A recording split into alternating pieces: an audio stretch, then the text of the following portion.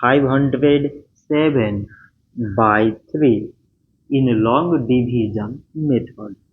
3 times 1 is 3. On subtracting we get 2. So now we put down this 0 and it is 20. So 3 times 6 is 18. On subtracting we get 2. So again we put down this 7 and it is 27.